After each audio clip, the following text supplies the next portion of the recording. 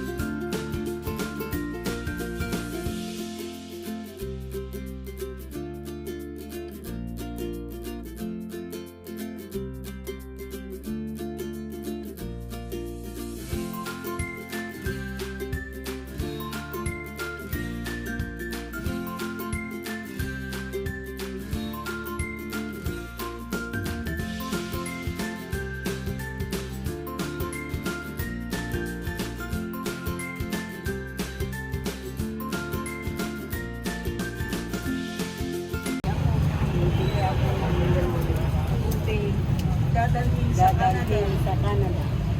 From Canada, ay, going to Canada sa Ante, and then bumili siya ng tubig from Villasis. Dadalhin sa Canada. 10 minutes ba?